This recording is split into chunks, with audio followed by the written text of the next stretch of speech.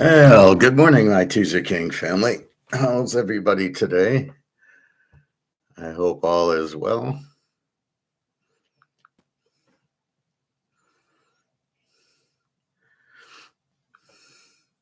Had a big day in baseball yesterday.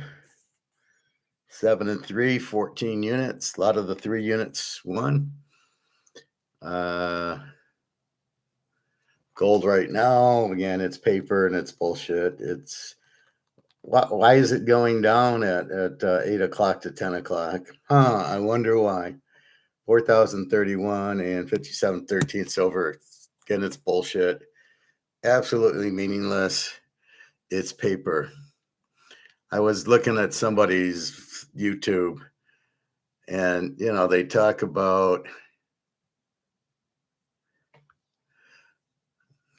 about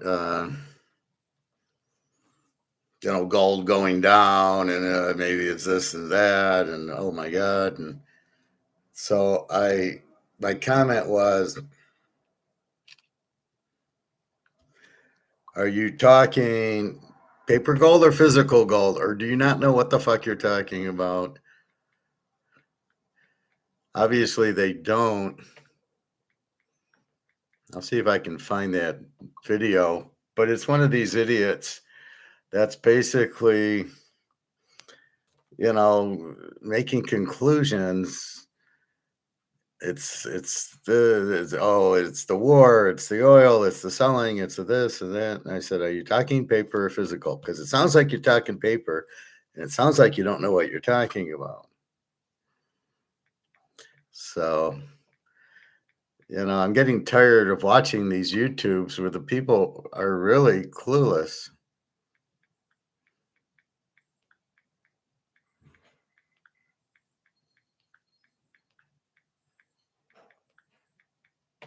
Just a second.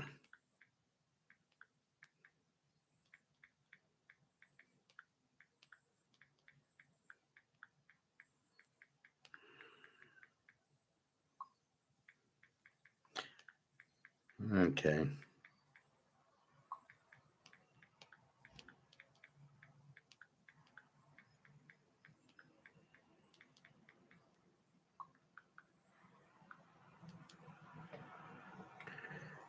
So it's a cool day here today. All right.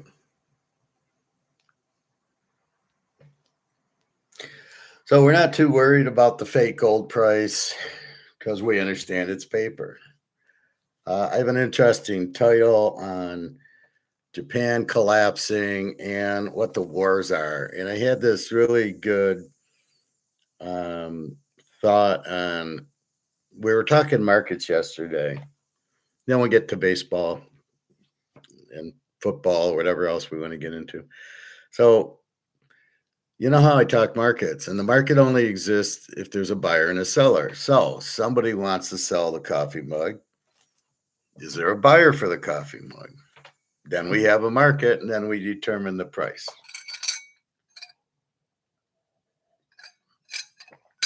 Makes sense. And then then it hit me about war and the defense contractors. So the defense contractors have a market. They're trying to sell Tomahawk missiles, tanks, planes, maybe boats, missiles, bullets, rifles. Who's their market? They don't have one. Who's going to run out and buy a tank? Who's going to run out and buy missiles? Yeah, I need hey Charlie, get us 2 Tomahawk missiles. Yeah. They're selling a product there is no demand for, unless they have a war. If we have a war, now it creates demand for the Tomahawk missiles, the tanks, the planes, the other rockets, and all that. So without war, they have no market. An unusual thing to do is the defense contractor to create items that there's no demand for unless there's a war. And now we understand what a war is. A war is for the defense contractors to sell their guns and their missiles and all their inventory, but it needs a war. And I'm not sure about the price, because if you're at war and you need missiles, you need tomahawks, you need missiles to fight, what am I going to do? I have to pay if they have the money, which is they're very expensive because they're monopolies. Who else are you going to go buy a tomahawk missile from? It's not like I'm going to go to Walmart and Sam's Club. Yeah, hi, miss. Where's your tomahawk missiles? I need 3 of them. So this is what you have. And as we remember, Sherlock Holmes #2, The Wrath of Khan, I believe, where the guy wants to create war. The guy, Moriarty, who, when he was on Monopoly Men or whatever that was, Madison Men, that advertising show, he was a real wimp on that show. So he was better as Moriarty, but what did he want to do? And J.P. Morgan and that they sell guns to both sides. But in order for them to have a market and sell their items, there has to be a war. What the fuck is that all about? Let's have a war so General Dynamics and Raytheon and Northrop Grumman and whatever can sell their weapons. Dumber than dumb.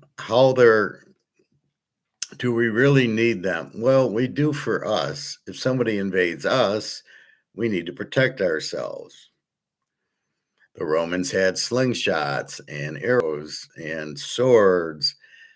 They were more aggressive, but yes, to defend themselves. So you need weapons to defend. You need a security system. Police have guns in case they need them, or the batons. So you do need to protect yourself. And in our Constitution, if we ever would use it, we are supposed to have a military to protect ourselves, not to attack, but to protect ourselves. And so the war justifies the defense contractors.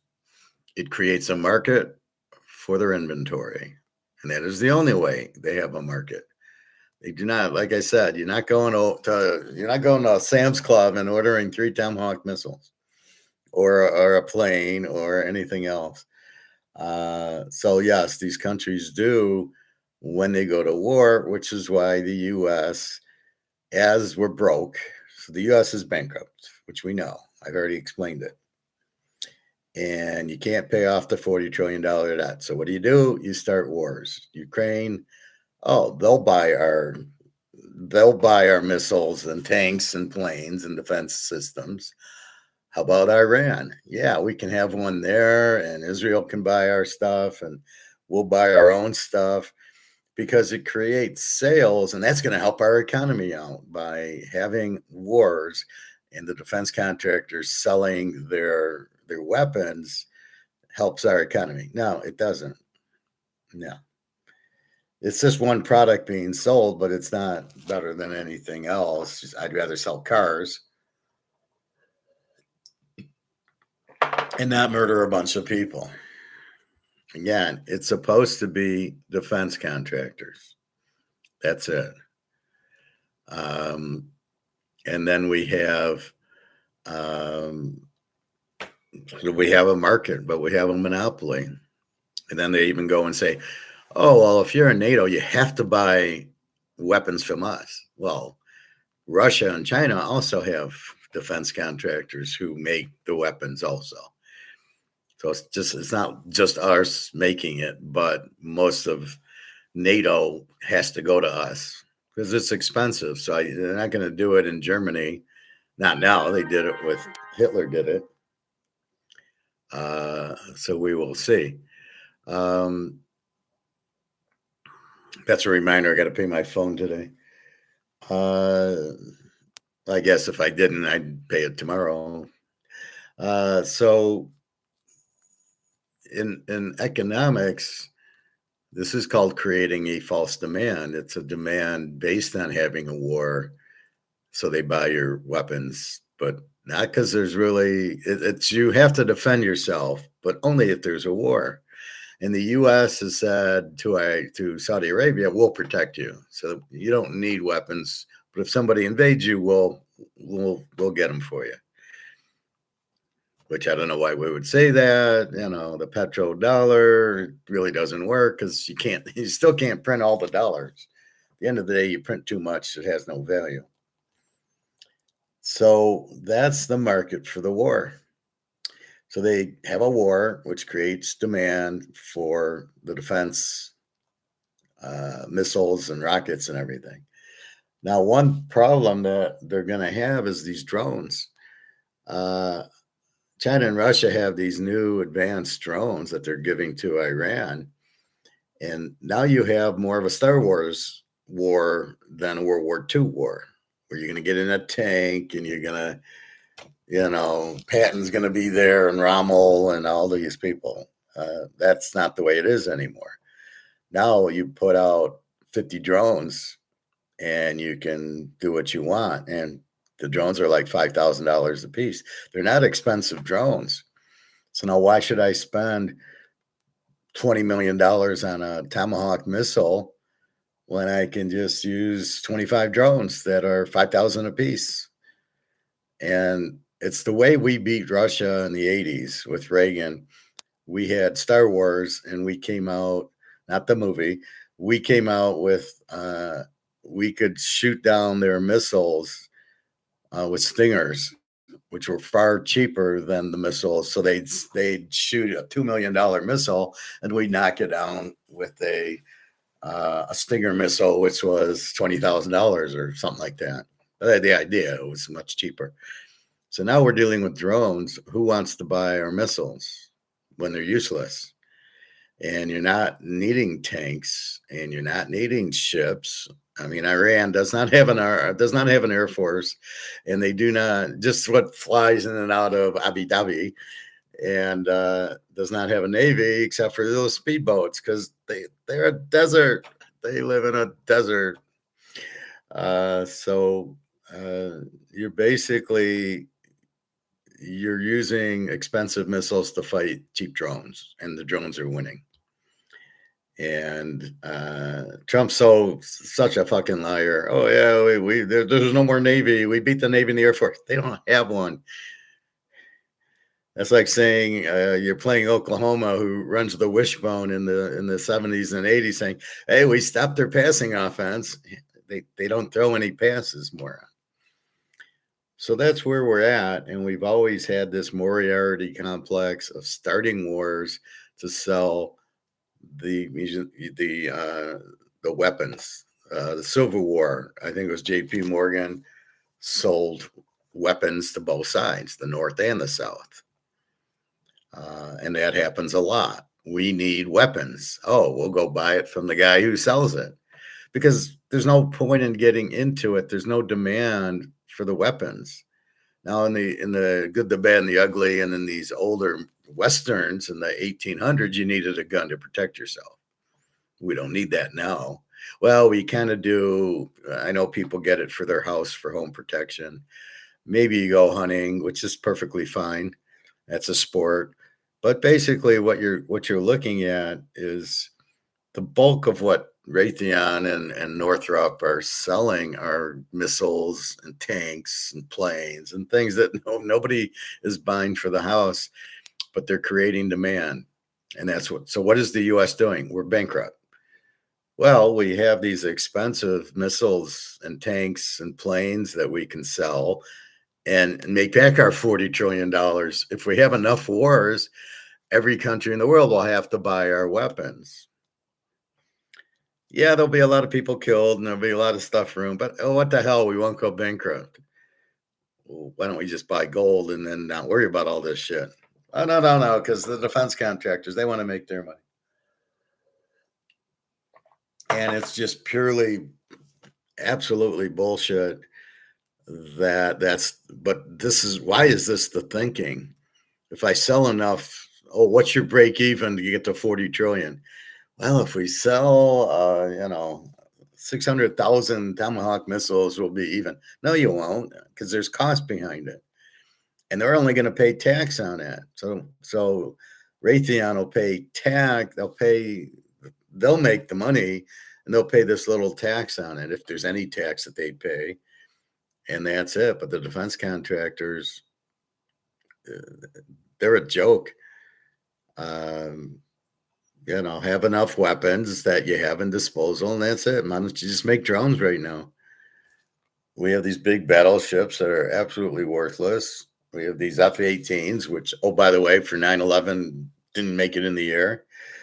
Um, it's terrible, but that's what they're doing. The wars are based on creating a market for the defense contractors. That's all it is. That's all it is. And then people buy the weapons, and that's supposed to what make us get the $40 trillion down? All the debt we owe to everybody buying our treasuries. That doesn't include the Social Security, the government employees, and the debt and the interest on the debt. Everybody forgets we still owe 40 trillion. We have to pay that back, plus the 60 trillion in uh, all the government employees' pensions, Social Security, and mostly the public sector. We owe another 60 trillion. So all the senators and congressmen and people who work for the schools, and if you work for the government, the DOD or whatever, you got to pay their pensions. Where are you getting the money from? They don't produce revenue. Public schools do not make revenue. You don't pay to go to them. You should have private schools, but that's why they don't. And then you got to give them their pensions. Social Security, since they fucked that up, instead of just giving me in my own account, or how about letting me run my own retirement? You steal 15% from me for 50 years, and then you wonder why people don't have a lot of money to invest. Well, we'll do it better than you. Yeah, sure you will. And then there's less people working, so you're getting less tax revenue, and you got all this treasury debt because you keep coming short. You spend more than you make. So the way around it is we'll sell weapons. That's the key. If we sell weapons, we can make back the $2 trillion a year that we overspend. And that's their thought, but it's not going to the government. It goes to the defense contractors, and they pay a little tax, and that's how you're recovering. You're not recovering the $1 million for a Tomahawk weapon, a Tomahawk missile or something like that. It doesn't work. It can't work. And then the effect is you're killing all these people. What the fuck? So this is a big problem. But that's the concept from an economic standpoint. There is no demand for a Tomahawk missile unless we create a war. And if we create a war, there will be demand for a Tomahawk missile. And it's insane. It's the stupidest thing I've ever heard. You do not make a product there's no demand for. And you can't force a demand. Let's have a war, and then they'll buy our missiles. I mean, what is that? So, and because they're so expensive, it's hard for France to, we'll have defense contractors here, and Germany and Italy. We'll all make our own weapons. Great Britain. So that's our biggest concern, is these idiots trying to create a demand by having these weapons, unfortunately. So it really sucks. But as we see, it's the only way to create a market. Hence why we have wars as much as we do, because the idiots in charge believe that selling the weapon will get us even, right? So if we have a war, we're going to sell weapons so people can protect themselves, and that will make us break even. That'll give us the extra money, except it won't, because it's not going to the government. It's going to these companies. And the politicians get all the lobbyists' money. They get all the kickbacks.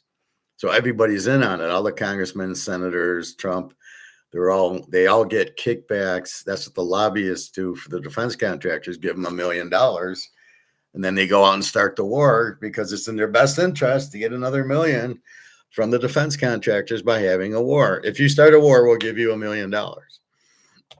So these guys are a bunch of losers anyway who go to government. So therefore, they'll do it. But it doesn't work. It doesn't cut inflation. If anything, it adds to the inflation.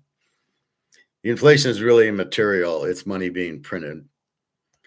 I'm so sick of hearing, well, oil prices are going up. So that's going to be a lot of inflation in the summer. And you're like, oh my God, you're so fucking stupid. It's really hard to believe you actually are on YouTube talking about it. And yet everybody gets it wrong. So that leads us to Japan, which is broke and nobody gets it because they printed the money to zero. They've done what we've done, what the UK's done, what Germany's done, what France, what all the countries have done is they printed their money to zero. And Japan's fucked. So they're about to collapse. And I'm hearing, oh, the US will bail them out. Bart Simpson, oh, well, we'll bail them out. With what? With our fake monopoly money? How is that going to bail anybody out of anything? So we're going to give all this money to Japan, which will be worthless. Nobody will want it, including Japan. They don't want US dollars. They want gold. So they're dumping the treasuries to buy gold.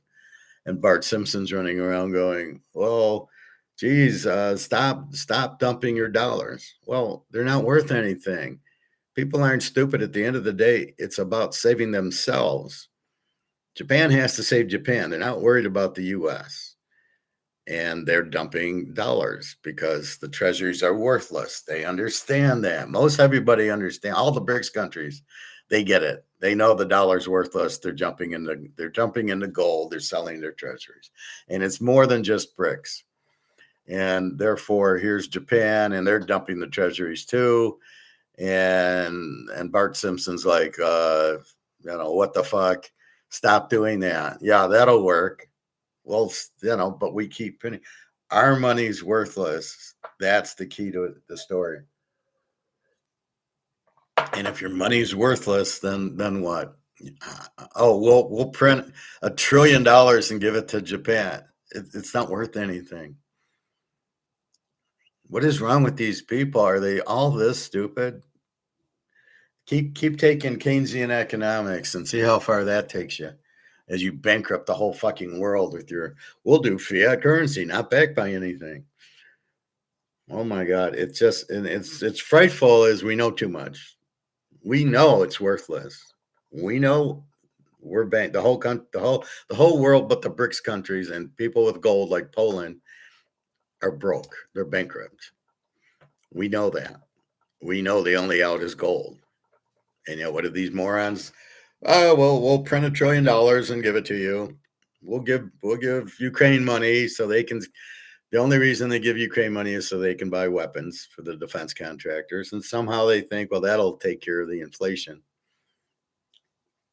No, it won't, because we keep printing it. We keep printing money. It doesn't matter how many Tomahawk missiles you sell. But that money goes to the defense contractors, not the government. So it's not like you can bring money back to bring down the inflation, bring down the money supply. It doesn't work like that. You keep printing it. You've already shot your load. It's already gone. It's already worthless. So it's not like, oh, well, if we do it, it won't be worthless, right? No, you've already fucked up. It's already gone. And so that's kind of where we're at with it.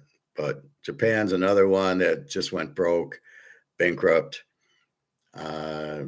They're trying to sell all their treasuries and buy gold. And again, gold's the only out. It's not that hard to understand. You can't print it, therefore you can't inflate it, therefore it can't lose value. And you keep holding this, that has no value. And if you keep holding this, which is zero value because you idiots keep printing the shit out of it. It doesn't matter how many wars you have and how many missiles you sell, it's still worthless. There's no magic button. The only magic button is gold because gold can never lose its value. And all this paper gold that we keep seeing, where it's 4034, this is paper. This is not physical. This is paper. 57 silver. This is a joke. And Brooks is kind of pissed and like, this is ridiculous. We have all this gold and silver and we want it to be worth more. So again, this whole idea of $4,000 gold is not going to last. They're doing whatever. It's all bullshit. This is what 99% of these guys doing, talking gold and silver on YouTube. They don't have a fucking clue that this is paper. Oh, gold's down. Oh, everybody's selling. Oh, it must be because of because of this, because of that. And this, dude, you're talking about paper manipulated option gold price. You're not talking physical gold price, which we don't have, but we're getting thanks to China very, very soon. Not that hard to understand that we're wanting a physical price, not this paper crap.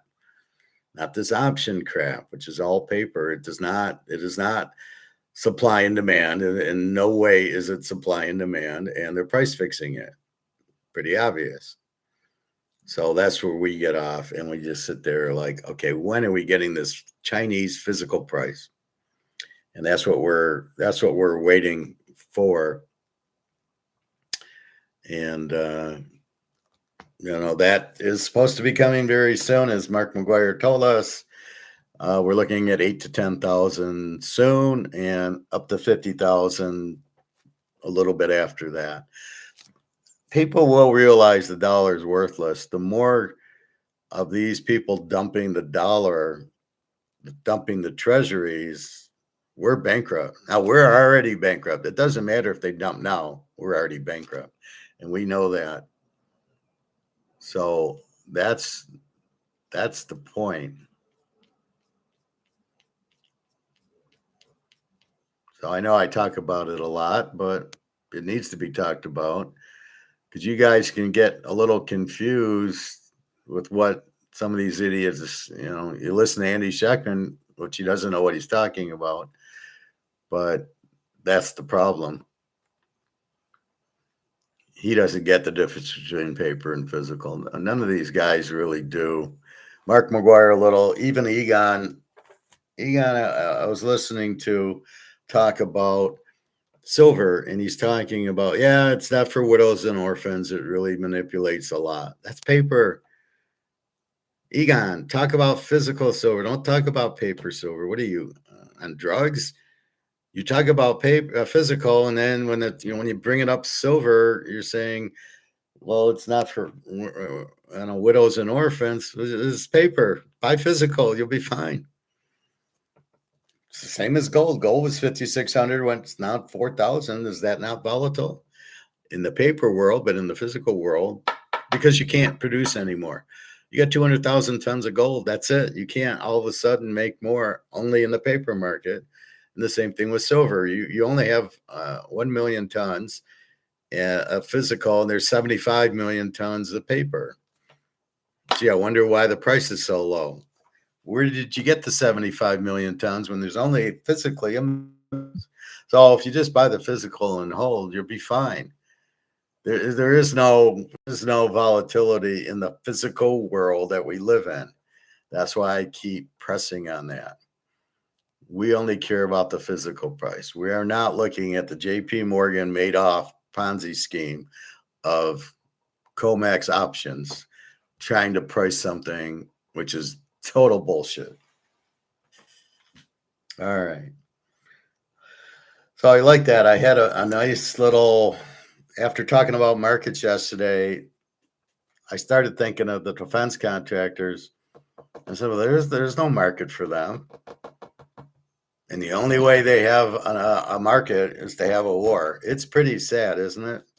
And that's why we have wars all the time. World War II, Korea, Vietnam. Go on. Kuwait. We even put up 9/11 as a phony thing to get a war with, uh, Iraq or Kuwait, or we go after, you know, uh, Obama, or go after, whatever his name is, Bin Laden. So we'll even create wars. We have an Iraq war. We'll have this war. We'll have that war, just so we can sell weapons. So we can have a demand. So somebody will need weapons to defend themselves. So we're going to create it. Why don't they have weapons already to defend themselves? What kind of country doesn't? Well, we won't have any weapons until there's a war. Then we'll go buy some. What kind of country does that?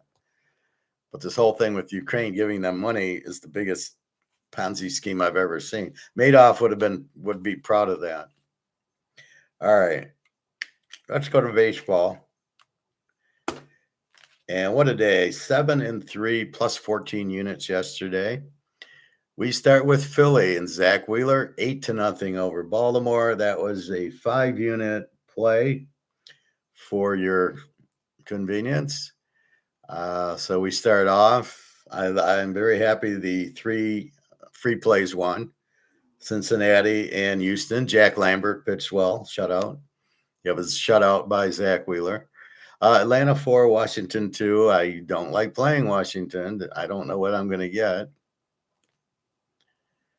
We have St. Louis 5, Toronto 1. I don't know why. I played Toronto over 9. They don't hit. St. Louis, who knows? And I gotta, like, there's like certain, like Tampa, you gotta play them under or don't play them. Toronto, apparently they can't hit. 5-1 St. Louis. Cleveland 5, Arizona nothing. I don't play this game. Cleveland usually is an under team. Cincinnati Pitt. We have Cincinnati with Burns, and he wins 10-2. We played Cincinnati. That was a 3-unit free play. The White Sox 9, Tampa 1. We don't play that game. We don't like the pitchers. The total on the game was 7.5. I don't know if I thought about the under or not, but the White Sox win 9-1. Probably scoring late with the bullshit reliever. Miami 2, the Jets is nothing. We do play Miami here for 2 units, and they do win. Houston 7, Texas 3. We do play Houston with our guy Jack Lambert, and he's a good pitcher as well as a good middle linebacker. 7-3 over Texas. We just played Houston, no total. The Yankees 2, the Cubbies 1. We do not play it. We didn't really like the Yankee pitcher. And again, we liked the game under, but the total was 6. What are we going to do? And it goes 2-1. I think I made that comment. It'll probably be a low scoring game, but it's hard to go 6, but I guess it's a real windy weekend in Chicago. Colorado 8, KC 1. We have Colorado over 12. They scored, but Kansas City forgot to score. It's pretty sad because this was a terrible pitcher for Colorado. This was like the 7 ERA guy, and it's 8 and then KC only scores 1 run, so you note that. That's a loser. California 3, Milwaukee nothing, and that was a 3-unit. I kind of gave it to you, wink, wink. Mizorowski under 7.5 because Urena was also a good pitcher. And then I debated about taking Milwaukee also, but I didn't. So I did play Milwaukee under 7.5 was the play. 3-0 California. Detroit 11, Oakland 0. I have Detroit over 10.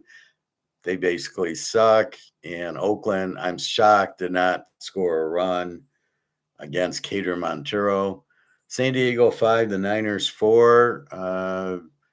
Fouts got a late touchdown pass, and they went for 2 and didn't get it.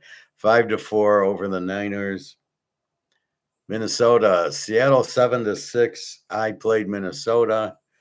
They had, I think, Joe Ryan pitching, who's been pretty hot. And let's see how we lost this game. But I didn't see the 13 coming. That's crazy. Oh, there was a 5-run 8th for Minnesota.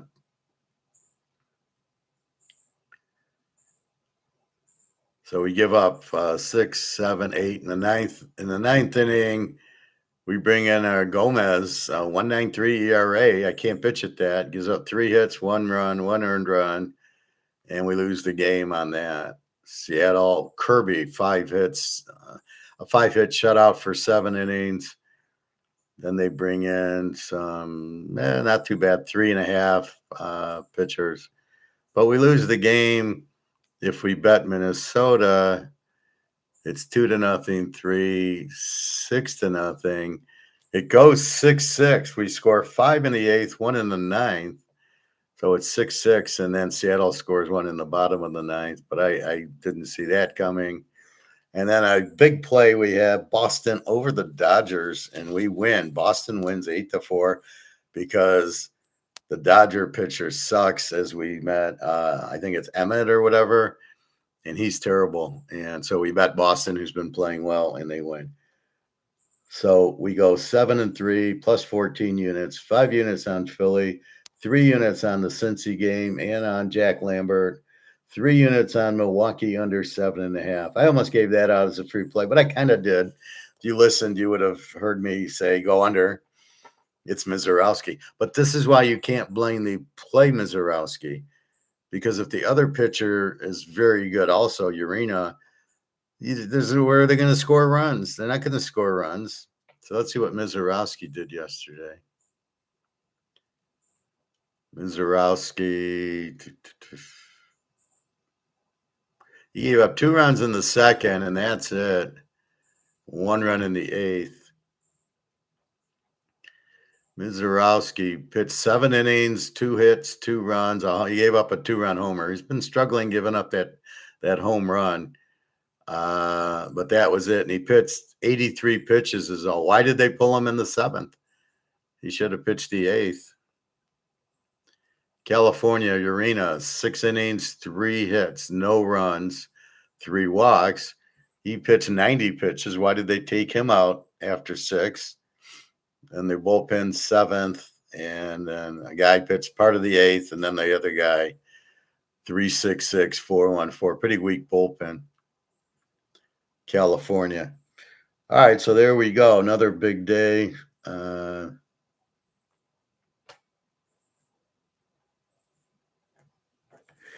I mean, we've got it down to a science. We're not betting the team, we're betting the pitcher.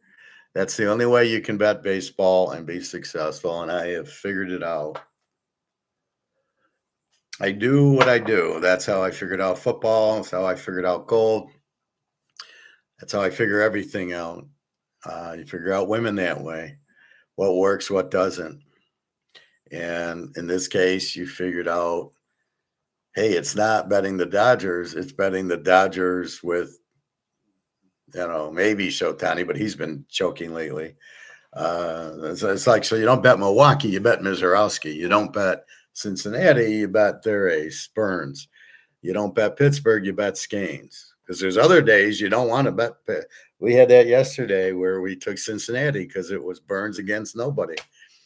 And Cincinnati won 10-2. I think the team gets up. They know that, Burns is pitching. If we just get a few runs, we're going to win. So I think that's what happens. But that's the art of gambling. The art of playing poker is figuring out the strategies.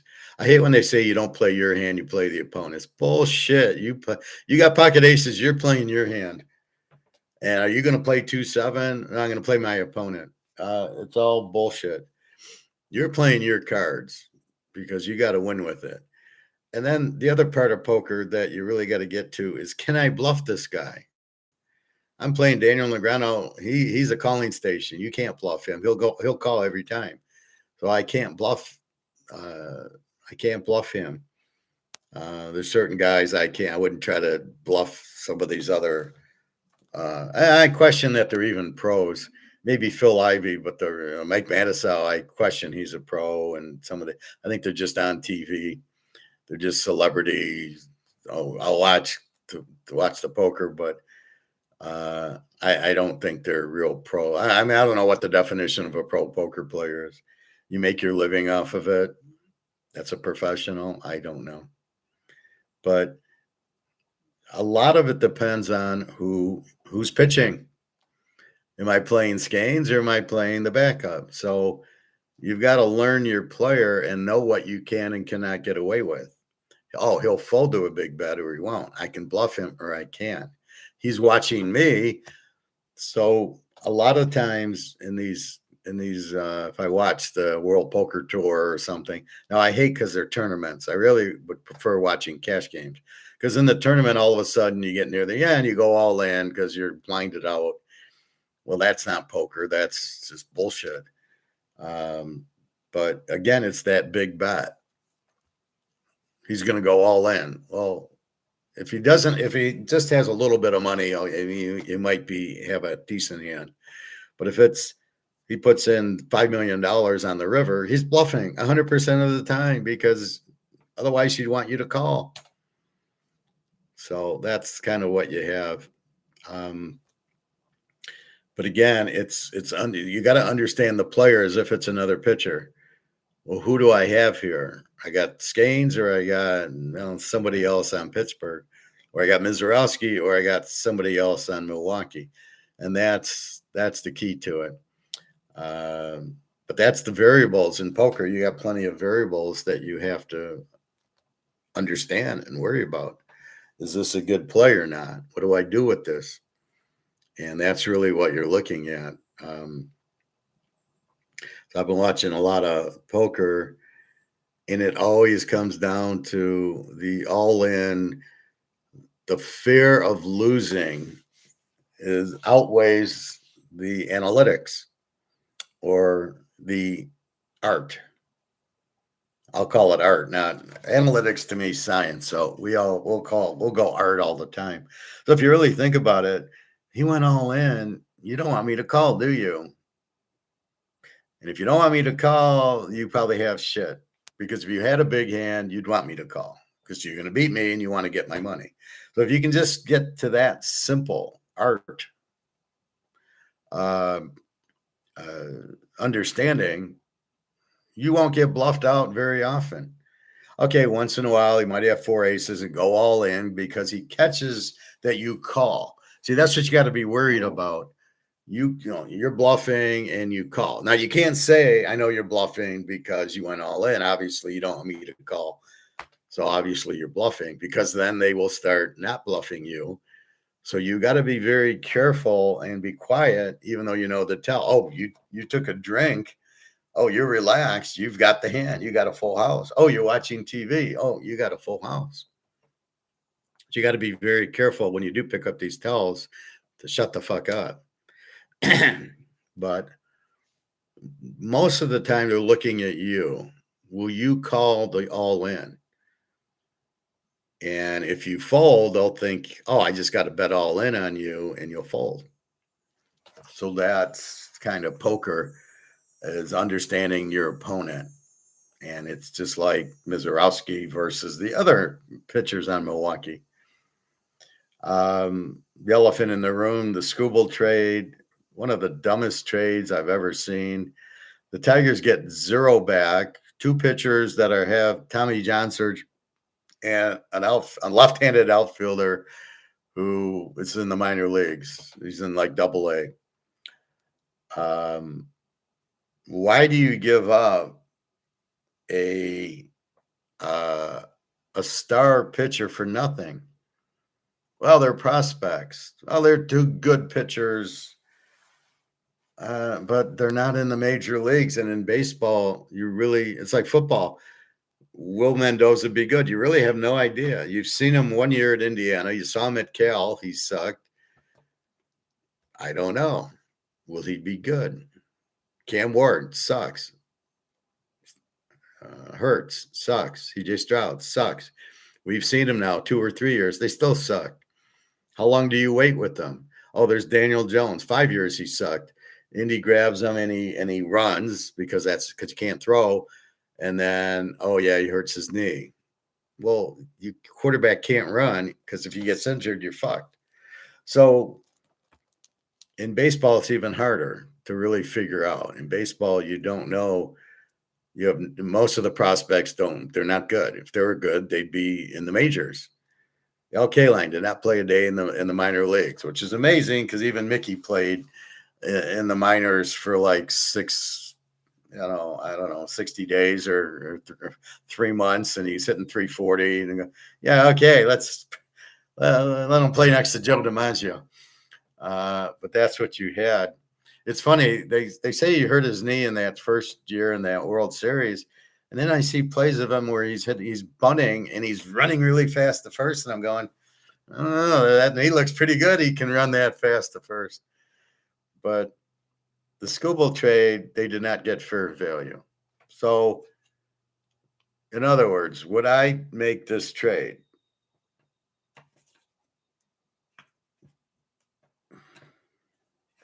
Would I trade this Bobby Bow? We love you, Bobby, but sorry, worth maybe $10 because it's not graded for this card, which is, let's say a $5,000 card because it's got Mickey. That's ungraded. So if I got it graded a 9, it's probably a $30,000 or $40,000 card for this card. Let's say they're both graded 10. Would I trade this $100 card for this $40,000 card? Never. You got to be out of your mind. I wouldn't trade this card for this card. This card's maybe worth 1,000 if it's a 10. And it probably is a 10 because there's no corners to worry about. It's a sharp card for this card. No, they're two different animals. So why would I trade Skubal for this? I mean, it's a terrible trade. They should never, and they played them on Tuesday, I think, and then you trade them on Sunday or Saturday night, I guess. Why would you pitch him on Tuesday? Unless the Dodgers say, I want to see him pitch, why would you pitch him? What if he got hurt? Then the Dodgers, you think they're going to trade? And the Dodgers didn't even give you their best players. You have Skubal. I would have went after Mizorowski or Scanes or Burns for Skubal. I would not have taken 2 minor league pitchers that'll never do anything and a outfielder with the Tigers needed a right-handed hitter, another left-hander who again is no better than the minor leaguers they have in their lineup now. I mean, the Tigers with a 9-man lineup have maybe 2 major leaguers, maybe the mechanical guy, I don't know, and this Dingler, the catcher. That's it. Ricky Green sucks. I don't care what you say. When the pressure's on, he's not going to get a hit. This Torkelson, what is he doing? He's hitting 205. Yeah, he's a major leaguer. And, they try to deflect it. Well, it's on base percentage that matters, not a batting average. In what world is a walk as good as a hit when the bases are loaded? And second and third, and it's the 9th inning, and I need the run to win the game. Oh, he walked. I got a guy on third and 2 outs, and he walked. That's a pussy who's scared to hit the ball. I saw it again. This Dingler guy now takes a called third strike. I learned in Little League, you protect the plate with 2 strikes. You swing at anything close. Not these guys. If it's close, they don't swing at it and pray they get walked because they're up there for walks. It's just beyond belief. It's so stupid. All right, so a huge day yesterday leads us to the 3rd today. And you got to love Philly. We won with Sanchez, and now we won with we had Sanchez 4 units and Zach Wheeler for 5 units. And now today, it's Washington goes to Philly. Philly is 161, 9.5. TBD for Washington. Aaron Nola for Philadelphia. Seems like it'll be a high-scoring game. Let's see. Aaron from LSU, one of Bobby's friends. This guy sucks. He's lost 1, 2, 3, 4, 5, 6. 0-6 his last 6. 3, 6. 8 runs, 3 runs, 2 runs, 3 runs, 5 runs, 1 run. So a pretty good 5 runs against Miami, who can't hit. 8 runs against Pittsburgh, of course. So, yeah, he gives up some runs, but since we have a TBD, we don't know what Washington. We know the Phillies are 161 and 9.5, so it must be a pretty bad pitcher. And I don't know that Washington has that one ace that we bet on. I can't remember his name, but we do. There is one guy. We're going to have to pass on Philly. Again, it's Aaronola. We've waiting for Jesus. We'll probably pitch tomorrow. Here's a good game. St. Louis at the Yankees. We got the Yankees minus 210 and 8, and that could only mean Steve Schittler is pitching for the Yankees against McGreevy for St. Louis. The game is in New York. Michael McGreevy, UC Santa Barbara. And he is 2-4-6. He's 2-6 his last 8. And in the last 6, he's given up. He had a 6-inning shutout, then a 2, then a 1, then a 2, and then the last 2 games 4. He gave up 7 in an inning and 2/3. Now, if he was really good, you would look for a big game from him, but I don't know. So I think the Yankees will be able to score on him. And Steve Schittler,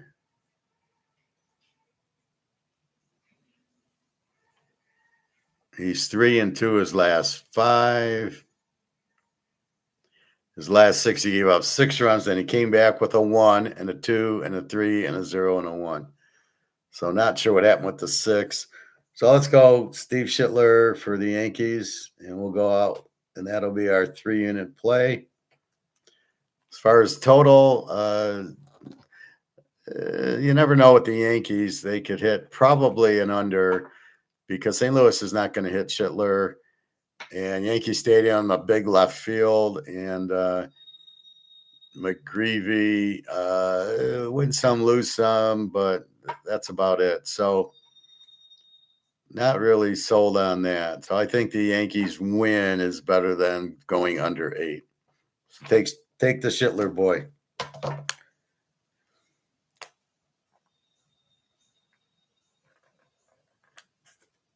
All right. See, again, I mean, all we had to do is find the star pitcher, Schittler, and you bet him. And if he's playing another star pitcher, then you go under, like we did with Mizorowski yesterday. McGreevy, I'm not sold on him. So Schittler is much better, I think. And the Yankees need the game. Pittsburgh at Milwaukee, interesting game. 2 good hitting teams. Milwaukee 142 and 8. We got Chandler for Pittsburgh 464 and Sprout for Milwaukee 498. So this looks like an over right off the bat. Bubba Chandler, good old boy from Georgia, and he's 3-3 his last 6. 2, 4, 6. 1 run, 5 runs, 4 runs, 2 runs, 0 and a 5. 6-inning shutout was against the Yankees of all teams. Wow. So he's got it in him. But here's Milwaukee at home with Sprout from Florida. He's a Gator. And he won 4 in a row and then lost 3 in a row. So he's 3-4 his last 7. 5 of them have been unders. 2, 4, 6. Shutout 2, 1, 3, 2, 3. Serious pitching here for Milwaukee. Hard to shut out Pittsburgh. Too much hitting. You go through their batting order. They got 270, 280, 290 hitters against Chandler. Is Chandler an over guy? Bubba? Yeah, he more than likely gives up. All right. No free play there. We had Mizorowski, but Harrison hasn't pitched in a while. If I was the Tigers, I would have traded Skubal to Milwaukee and tried to get Mizorowski for him. What do you want for him? We're giving you Skubal, who sucks and goes 5 innings, and you have the best pitcher in the league, but hey, what the hell? I would have given 4 or 5 regular players, Skubal, Casey Mize, the other pitcher, all our minor league, and try to get Mizorowski. So I was shocked that they didn't try to get anything back. They got dog doo-doo back. The Dodgers at the Cubbies. And I guess we don't have win. The total on the game's 8. We got the Dodgers 121 and 8. Robluski 275 against Matthew Boyd 341. I think he's been pretty hot. Matthew Boyd. Let's see. Robluski.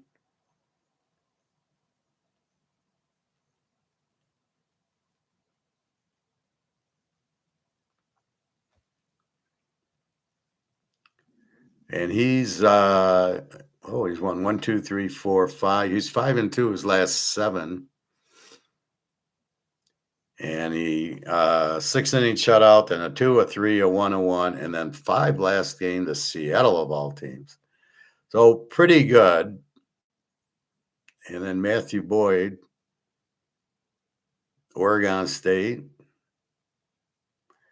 He's been red hot. 1, 2, 3, 4, 5, 6, 7. He's 7-1 his last 8. And he's been good. His 2, 4, 6, 8. His last 8, 2 runs, 0, 3 runs, 0, 4, 1, 1, and 0. So he is, and there's 6, 7 innings.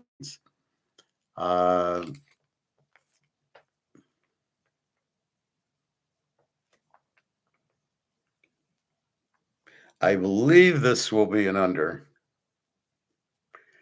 We don't have that wind blowing in, making it a 6. That would be hard. But Robleski, pretty good ERA. Matthew Boyd's been on fire. Maybe you bet the Cubbies. Maybe you bet the under on this one. I'll leave the driving to you. Texas 117 and 8. We got L. Webb for the Niners, 393 against Cantrell, 381 for Texas, the Cowboys.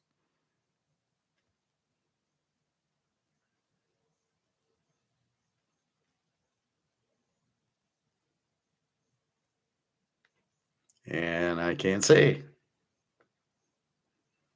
I hate when I click on the picture and it's thinking and I can't get anywhere.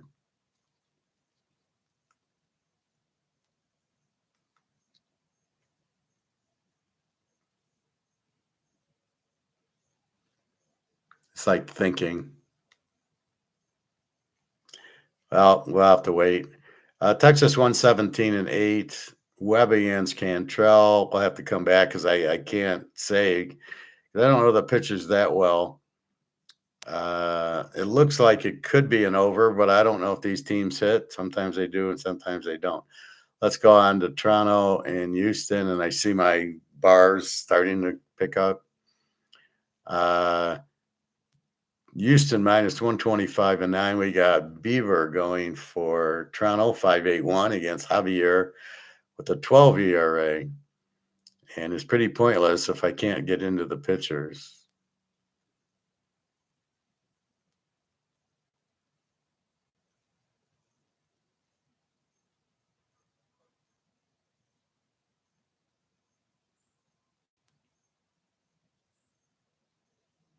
Damn, come on.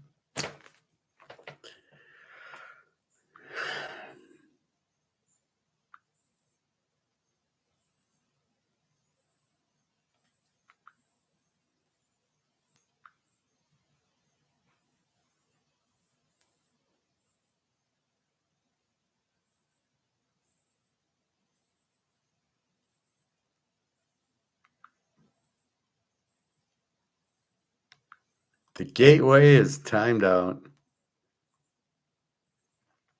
Is this AI with the gateways?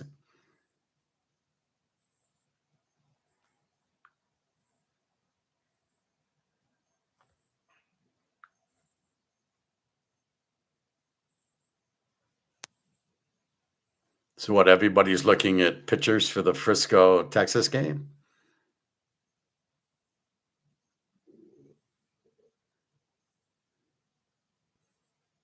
Come on, come on, come on. All right, let's see. Nope, there's nothing I can do. So I don't know what to do with Logan Webb and Cantrell. Even if I go to my notes, they're older. Logan Webb, 5 unders in a row, but I think that's gone. Cantrell for Texas.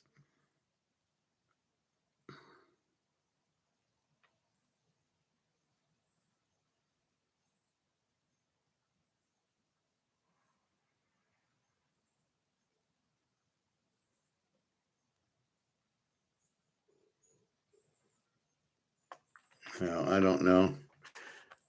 And I getting my gateways timing out. All right, so my apologies, but I can't get in to see the pictures. Bastards. I probably wouldn't play Frisco in Texas. Toronto and Houston, Beaver 5.81 against Javier. What is that about? A 12 ERA.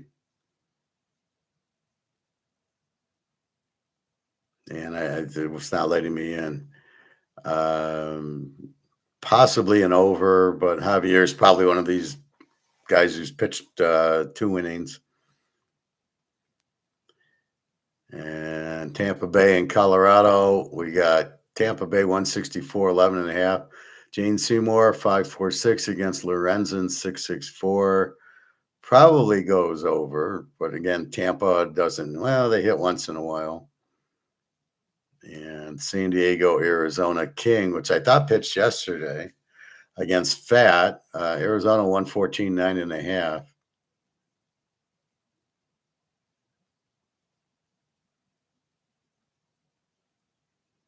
I don't know. And I can't get in to see anything. How does this just do this, right? I was looking at all the pictures. Well, I'm going to have to take a pass because I can't get in. So I'll have to try it later. So we got to the Dodgers, Chicago. So the one free play will be the Yankees, 3 units. Steve Schittler. I got 2 more games, and I doubt I will play any of these other. Maybe over in the Colorado games, 11.5. Lorenzen stinks. Jane Seymour with the 5.46. I don't know. King and Fat. King at the 3.38. Fat with the 3.24. Maybe we go under there because Arizona stinks. I don't know, but there's nothing I can do. All right. So that's baseball for today. I will try to come back before we end and try to see the pitchers.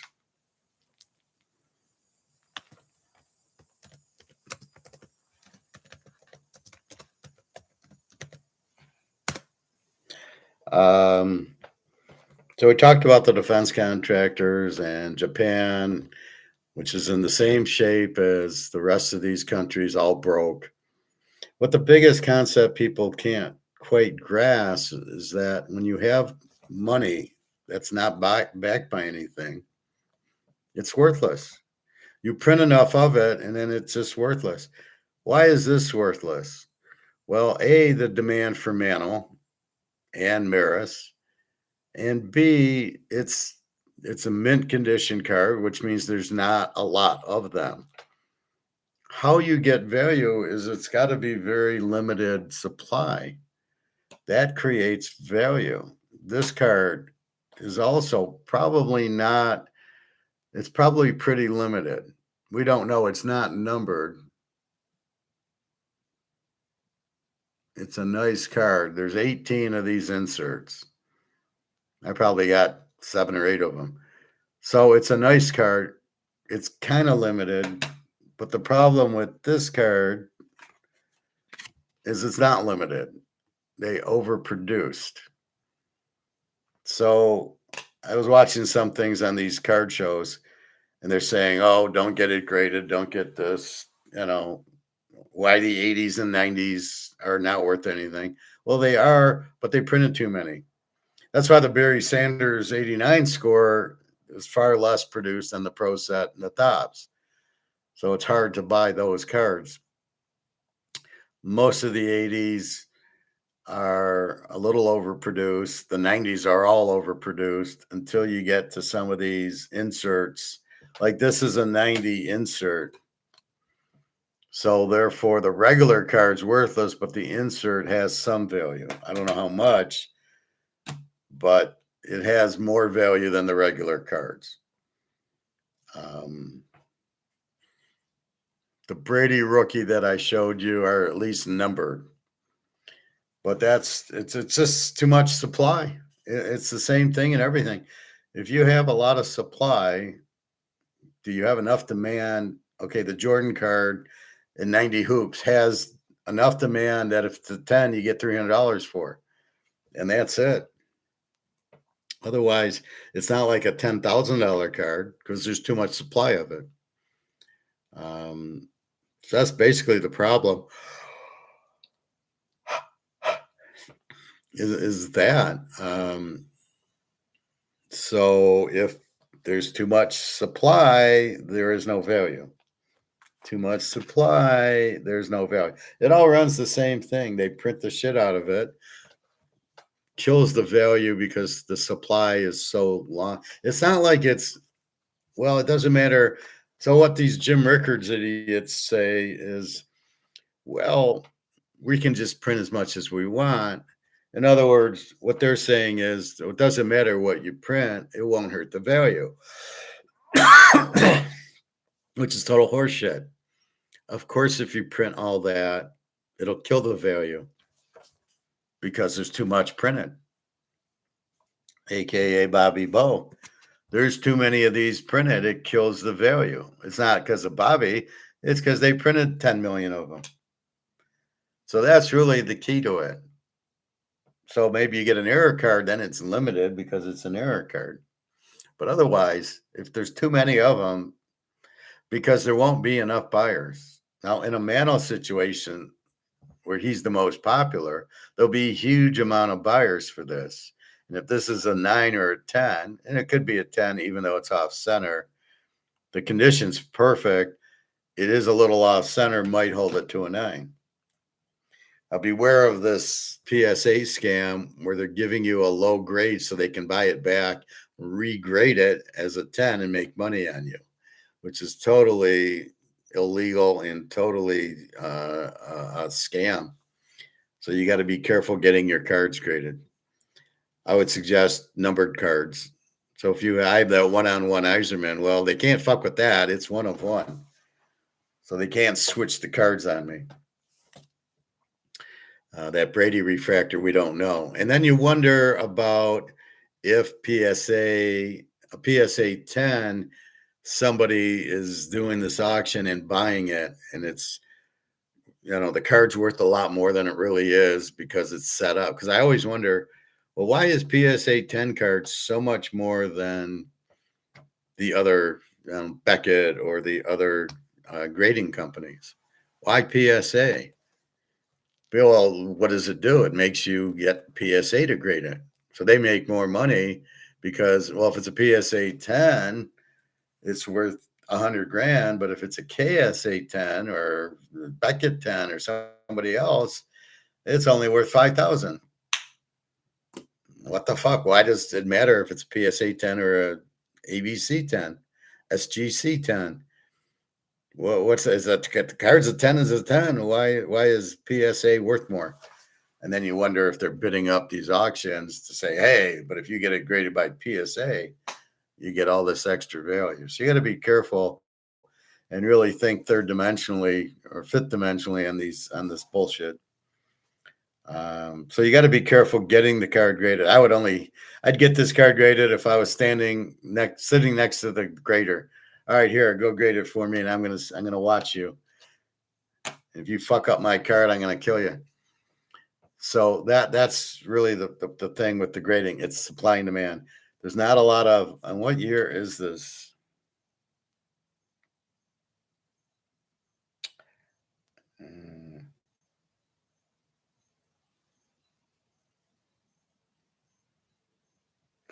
I actually think this is a 1962 card because it talks about Mantle and Mays in 1961, or Mantle and Maris in 61, although it does bring up 56. I don't know. I'll have to get you a year.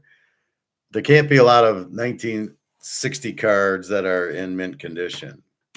So that makes it limited, which makes the price go up because I got to have it. There's only 1,000 of these cards at 9. And, I showed you the 68 Mantle PSA 9 is worth 80,000, or we believe that.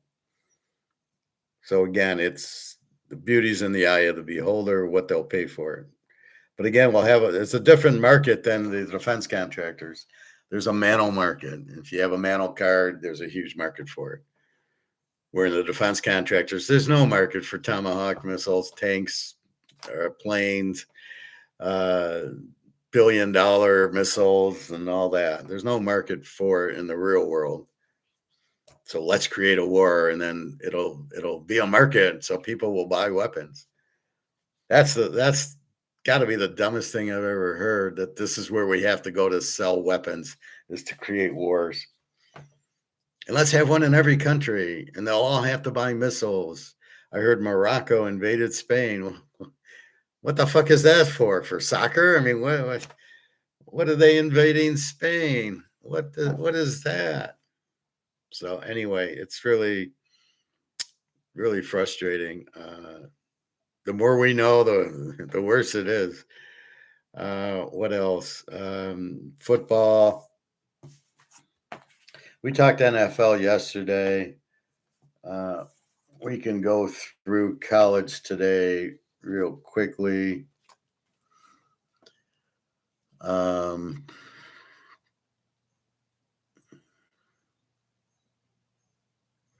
Again, the key, what we're trying to do is beat the weak team. We're trying to take advantage of we want to bet on Mizorowski in college football or in pro football. So we get Mahomes, we get Joe Burrow. And in college, we look for, maybe it's Alabama or Georgia. Now it might be Indiana, Ohio State. We look for the Mizorowskis, and that's what we want to bet on. And then we look for the shit pitchers, the Z pitchers, and that's who we want to bet against. So there's a reason, there's a method to the madness. I either want to bet the ace or bet against the Z. And that's what football is that's what gambling is. It's not always betting on the strong team. It's sometimes betting against the weak team. And I do that a lot in baseball. I did it yesterday. I won a game. I think that's what I did with Boston, with the Tigers over. The jump was terrible. And Boston, we bet against the Dodgers, Emmett Sheehan or whatever his name is, and Boston beat him up. So I don't know. There's two ways to bet: strength and weakness, and we want to bet it. But you got to know what strength and weakness are. We found Mizorowski. Scanes is pretty much out there. We found Burns on Cincinnati, Sale at Atlanta, Steve Schittler today. So we found some of the pitchers that that'll make us A and Z, because we know the pitcher can kill the defense, the offense. So Schittler is not giving up more than 2 runs tonight. So that's what we want. All right. So if we look in college football, and we'll just look for the A and Z game. So Hawaii goes to Stanford. This is 829, and Stanford's favored by 3.5, 50. And we immediately go, this is crazy. Hawaii with a really good quarterback who's back. Stanford with a new transfer, Warren from Michigan, who we watched at Michigan, sucked.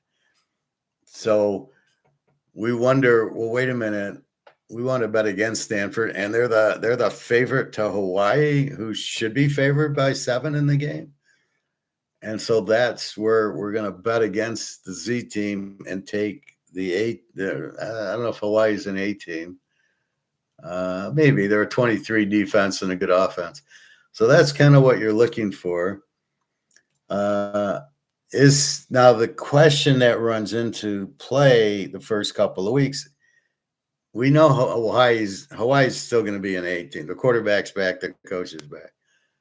What is Stanford? Are they still a Z team? And with this Warren, they probably are. Because if you have the same coach, it's not like he's changing defenses around. He's probably in over his head. So Stanford will probably still be a Z team. The one is UCLA, who gets the James Madison coach, Chauncey. So James Madison goes to UCLA. I expect a different team from UCLA, like the team we got at Indiana. When Signani came from James Madison, went to Indiana, all of a sudden they're an A team. They weren't an A team before, but all of a sudden they're an A team. They're a real strong team, good running, good defense. they're an A team. And that's the difference. Once you've established that, now let's look at the next change, man. So the coaching changes are very important because it's going to change the team. And if he's a good coach, they're not going to be a Z team anymore. UCLA is a bad team. UCLA was a 33 defense, so they had to be like a W or a Z team. And I ranked them as a B team on the IFCOM that the coach is like the other coach from James Madison, and they'll have a 33 defense, and they'll probably score more. But we got to wait and see. So I can't jump on UCLA week one, but I can know they've got a better coach, and that's going to be the key to maybe we bet them. Memphis, Vegas. Memphis, an A team. Vegas is an over team. We don't know. Will Memphis be an A team? I think they got a new coach, and they got a new transfer quarterback, and Vegas has Dan Mullen still there. I think they got a new quarterback. So we really don't know. We think Vegas will still be good because Dan Mullen's there. We think Memphis is always fairly good. But again, let's see this game. Now here we got Vegas is, I think they're 5.5-point favorites, maybe 6.5. I can't read my writing. But that seems to be an overplay or a Memphis play. Because wait a minute, Memphis is good with 12, but it's early for them. We don't know for sure with the new coach what Memphis is going to be. So we got to be careful of that. UMass and Rutgers, I got UMass as Z team. Rutgers 30-55. And Rutgers with a terrible defense, a new quarterback. They were an over team last year, and UMass is a terrible team. Rutgers, do we want to fuck with them laying 30 points is the question. But UMass, a Z team, will be a Z team this year, next year, and the year after. The next Z team is Colorado, Georgia Tech. Georgia Tech, a B team. Laying 7.5, 51. Colorado, I have as a Z team and a 30 defense, and they can't run, and a freshman quarterback. And Georgia Tech gets the other Mendoza. He didn't play a whole lot. And good coach. It's at Georgia Tech. I think Prime Time brought in a new offensive or defensive coordinator, whatever. He's not a good coach. I heard he was at the Cleveland Brown practice with Prime Jr., giving him quarterback lessons, except for he doesn't know anything about quarterbacking. He's a cornerback. So I don't know what that's about. It's pretty funny.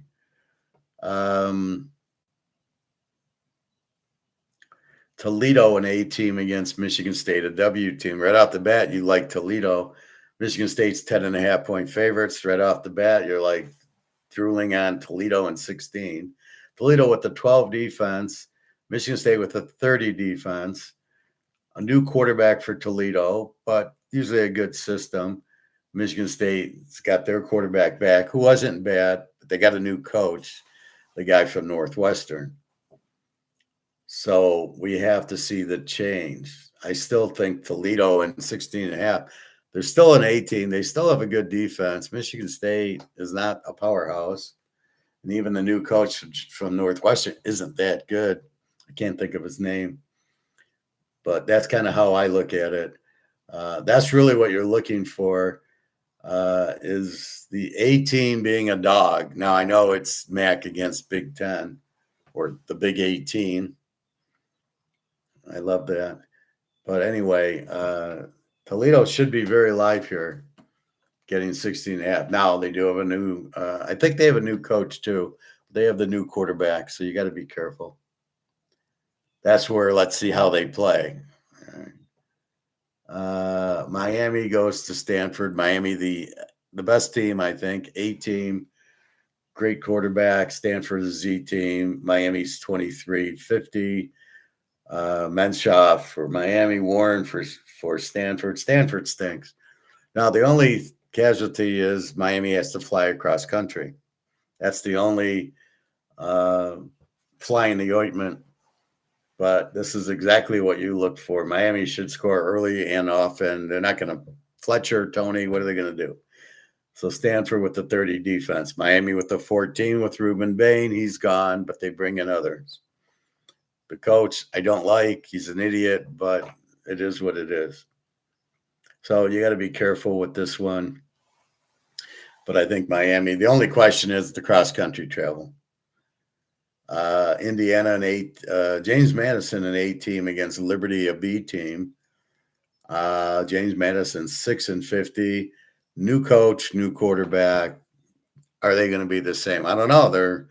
This is the second coach that's left. Can they keep replacing? I assume they replaced with the coordinator because he knows their systems. But again, A against B, a 15 defense against the 26. So it should be a good game. And this is whoever wins will take high credit because we'll go, okay, because this is a very good game. Both teams are AB teams. So they're solid teams in the conferences. You can't say James Madison goes to Ohio State and I'm going to play him, or Liberty goes and plays Alabama. You got to ignore that. So this is a good game to watch. Indiana, an A team, gets North Texas, who's totally fucked this year. The coach, quarterback go. They bring in a running coach in a passing team. Yeah, how's that going to work? Indiana 40-55.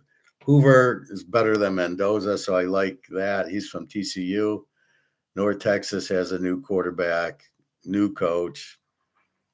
Indy -40. It's the question of, do they lay off in the fourth quarter or do they keep running it down your throats? Alabama gets East Carr. Now, here's a little bit like a horse race.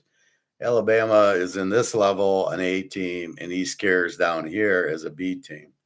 So a little different conference, little different quality. Alabama's 26-54. They both have new quarterbacks. Houston, 18-51 against Oregon State. We got Oregon State as the Z team. They do have a new transfer quarterback, Houston's quarterback. Connor Wegman threw for like 25 touchdowns. Pretty good quarterback. They are at home. Ohio State, an A team, playing Ball State, a W. Ohio State laying 50 in total of 56. An 8 defense last year, which didn't go anywhere. Quarterback's back.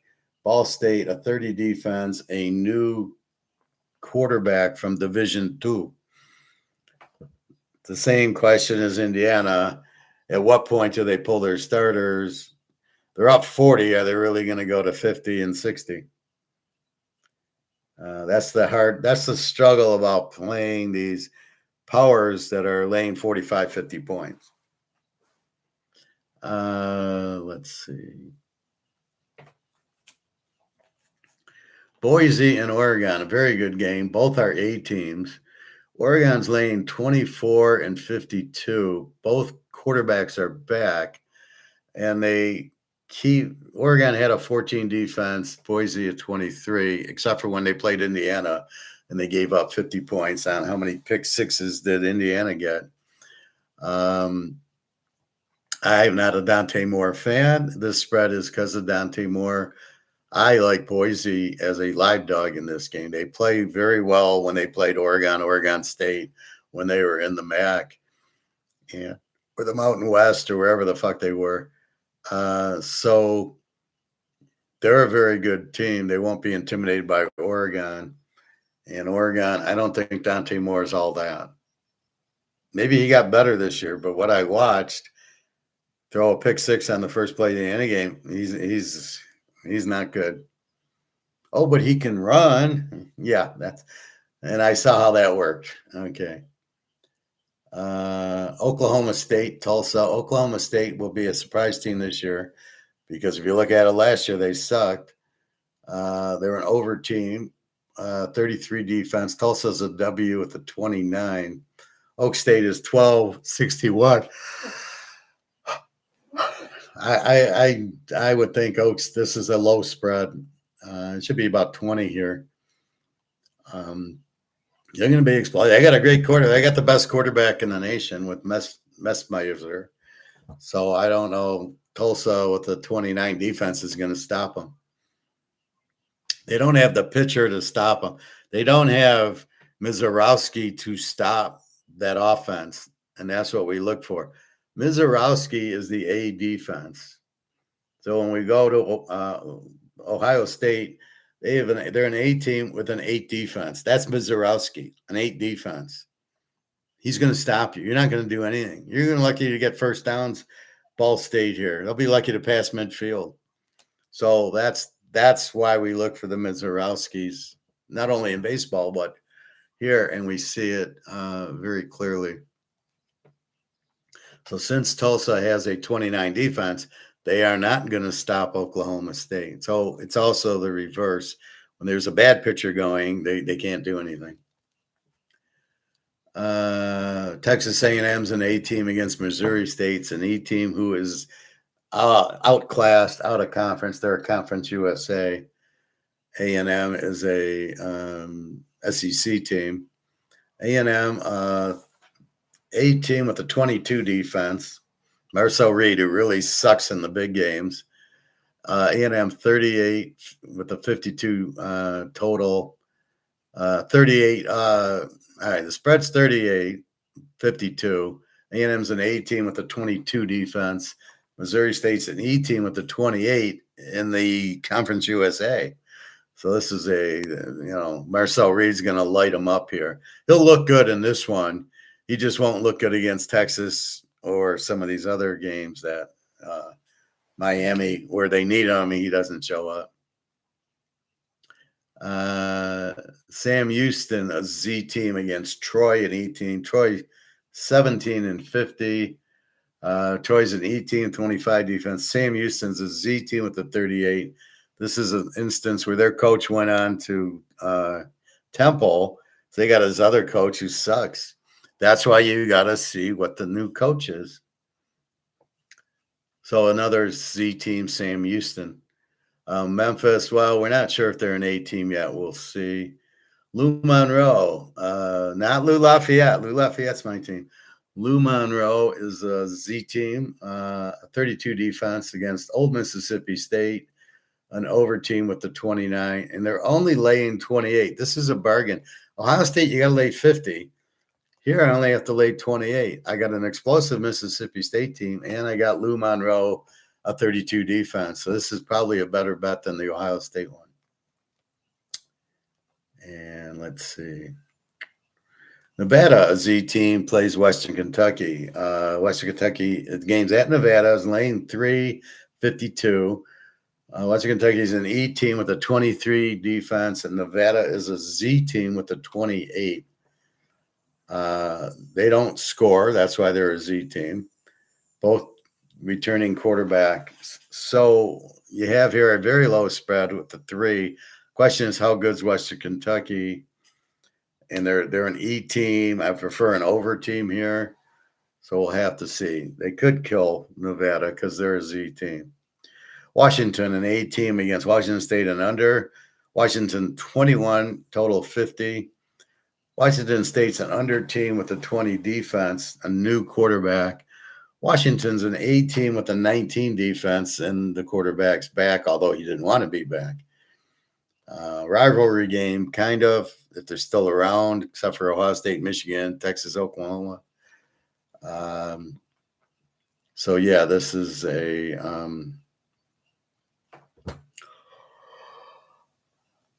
game at Washington. So it could be a Washington play, but you got to be careful with the rivalry.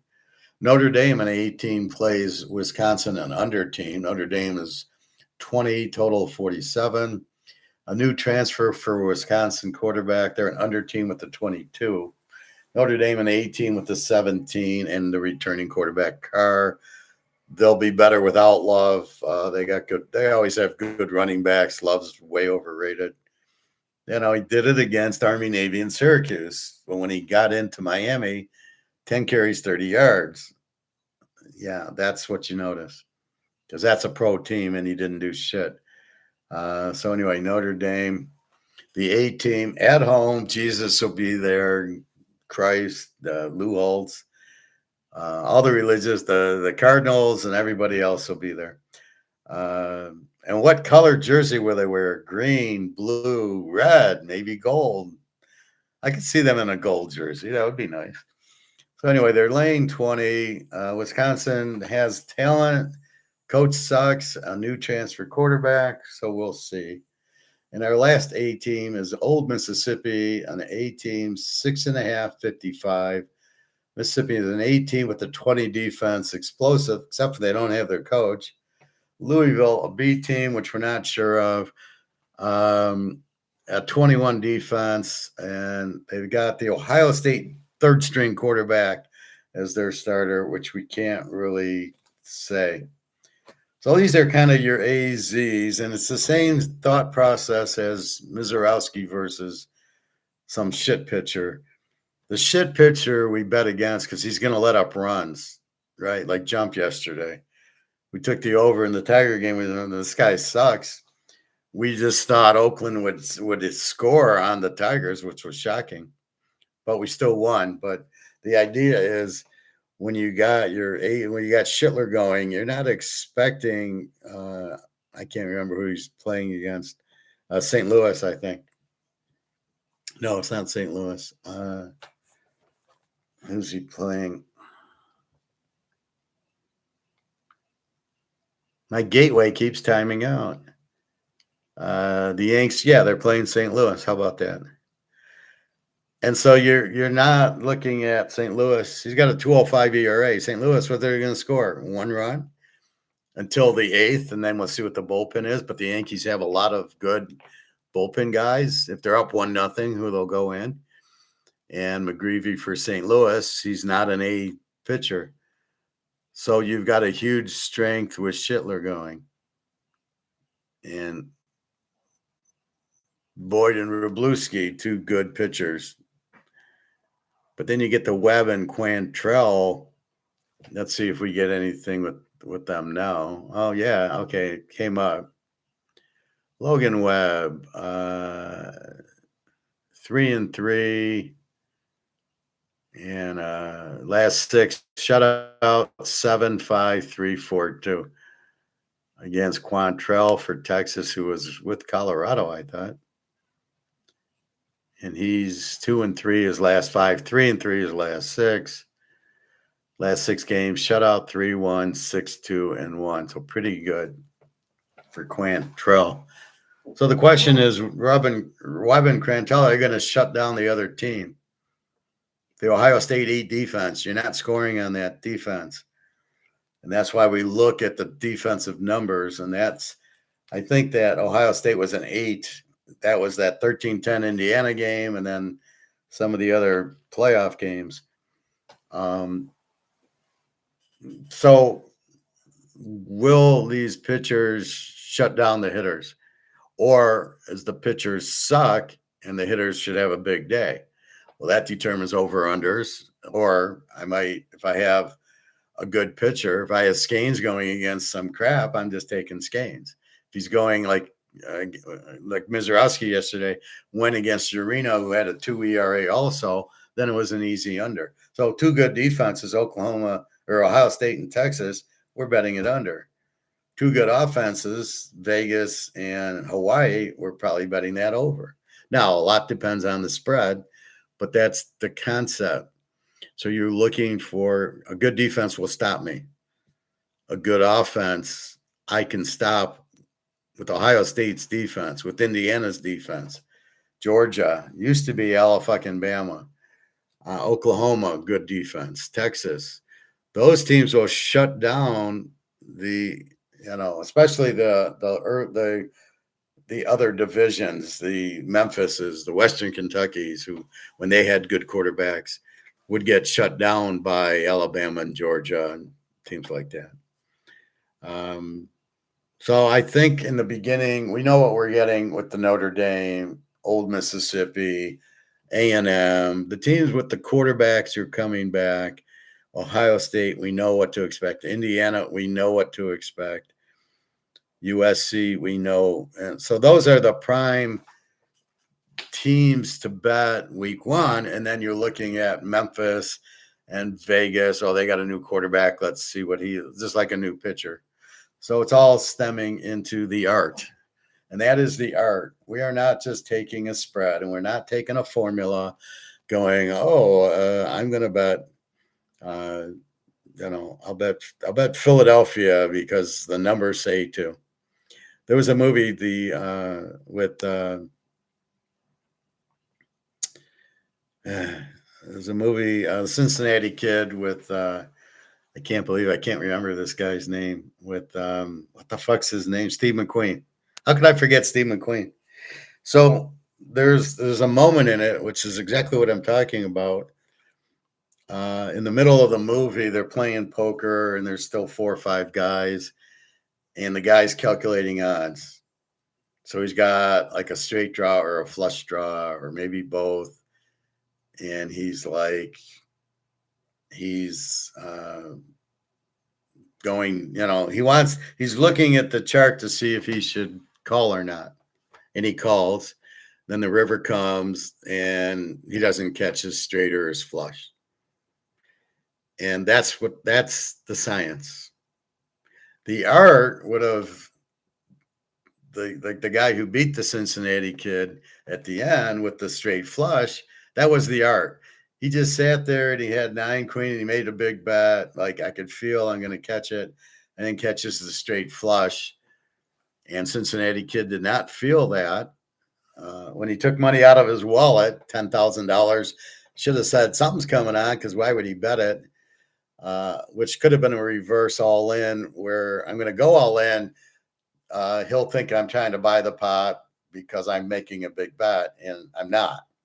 So that could have been a reverse all in that I talk about. But you can see the guy did not use art. He used science. He just did the odds, said, oh, the odds are good, I'll go. In my case, I would have felt it. I would have done, do I think I'm going to hit it? I'll play when I go to MGM in Detroit here. I'll play, and I might have a straight or flush draw, and I don't feel it. I fold it. Or I'm looking on a straight, but there's 3 hearts on board, and I go, yeah, flush beats a straight. So why am I in trying to catch my straight when I can't beat a flush? So if I feel my hand's no good, even though it might be 4 hearts or 5, 6, 7, 8, but I don't feel it, I'll fold it. Because I don't play the numbers. These guys that play the numbers, these math guys, are fucking losers. They're just looking at the odds, and they're not feeling it. The guy who can feel is 100 times better than the guy who does the numbers. You see it with me in football. I don't just take the number and going, well, I think they're 10 points better and they're only laying 6, so I'm going to bet them. I do make my own line, but even that is a feel. I feel that. Now, in the Ohio State game, do I feel they're going to win by 50 against Ball State? And they probably will get up 40-0.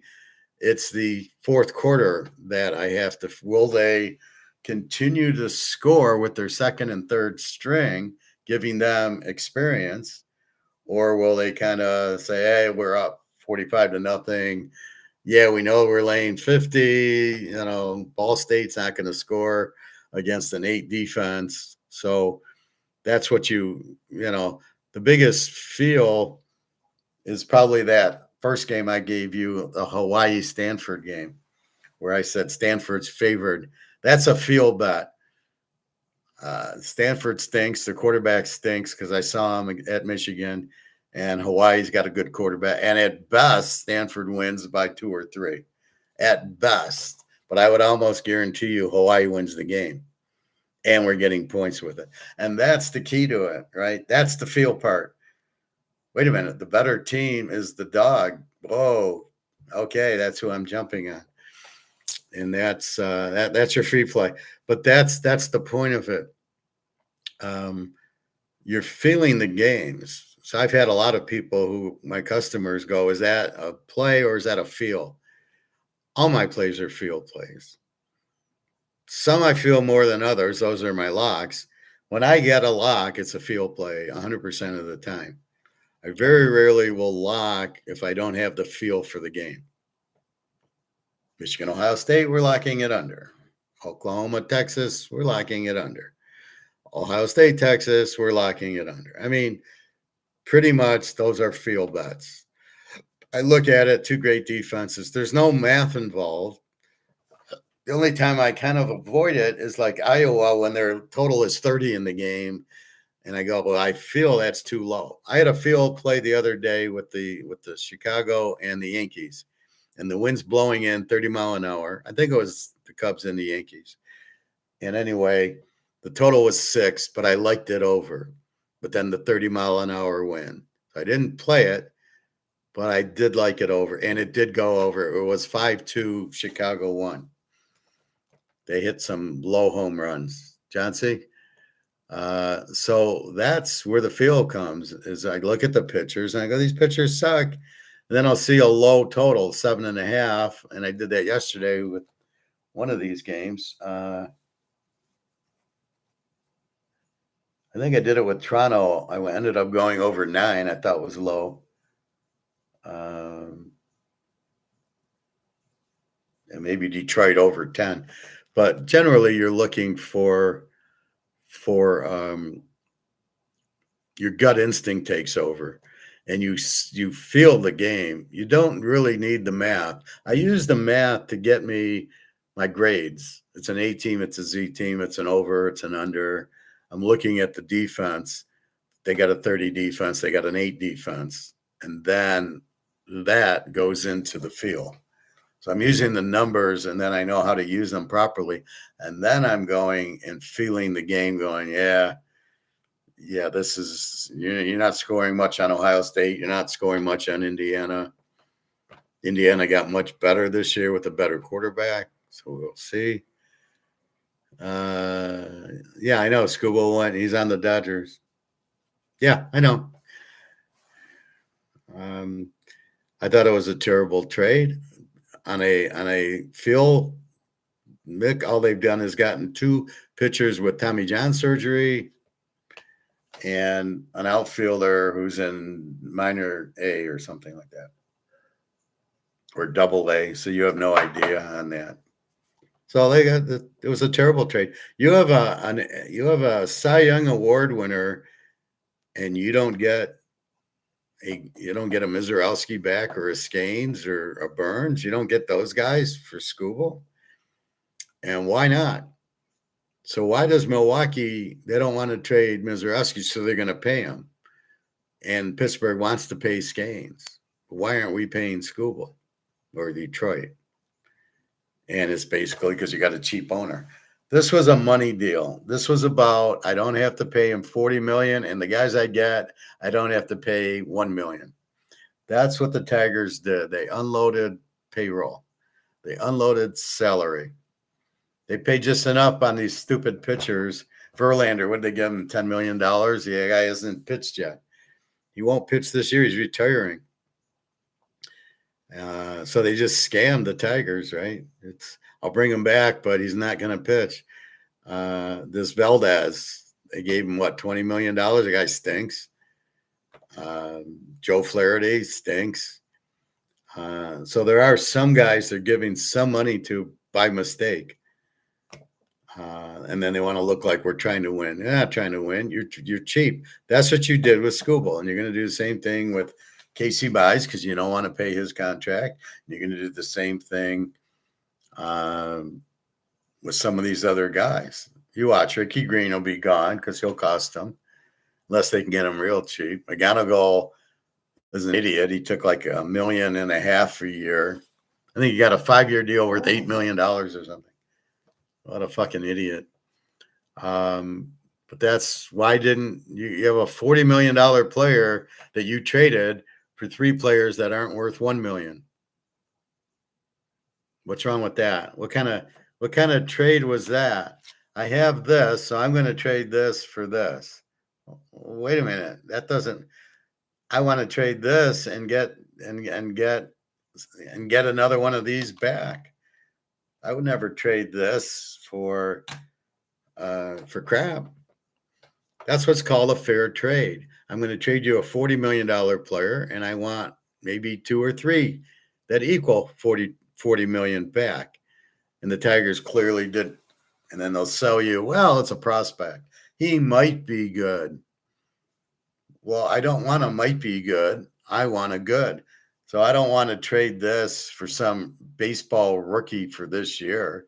Well, he might be another Mickey Mantle. Yeah, right. That's not what you do. You do that. Anyway, I think, well, let's see if we opened up this. So we don't want to play the Niners and the Cowboys. Let's see. Toronto, Houston, Bieber against Javier. Well, at least it's working. Beaver just came back June 23rd, 2, 4, 6, 7. He's 3-4 in his 7 games, 4 runs, 2, 7, 2, 0, 1, and 4. Very inconsistent for Toronto, who stinks. Christian Javier for Houston. I think he's a bullpen guy. Yeah, he's a bullpen. Well, he pitched 5 innings his last game. 70 pitches. Pretty bad terrible ERA. Yeah, his 12 is real because he'll pitch two innings and give up 3 runs. So is this an over? Well, Javier probably goes 3 innings, and Beaver is terrible. Possibly goes over 9. I don't love it. Tampa Bay, Colorado, Jane Seymour, 5.46, Lorenzen, 6.64. Seymour went to Virginia Tech. 4-3 his last 7, I guess. His last 6, 1 run, 3, 6, 3, 2, and a shutout in 4 innings. But he is a starter. Tampa Bay, Lorenzen.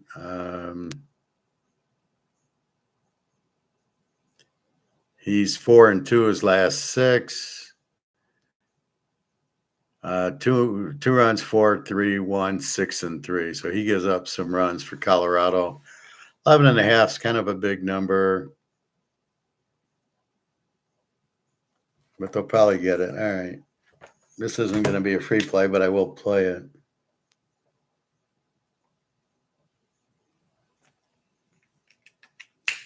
I've only got 4 games, and I think I have 1 game left. San Diego, Arizona, King against Fat. PFA Fat. Or Fat Albert. 2 and 4 is last 6. This is King. Last 4 have been over. Last 6, 4 runs, 2 runs, 1, 1, 1, and 4. And he's going over with giving up 1 run and 1 run and 1 run. That's crazy. And then a 4 is last. Arizona Fat. And Fat's won his last 6. His last 6, 1 run, 0, 2, 2, 2, 0. All right.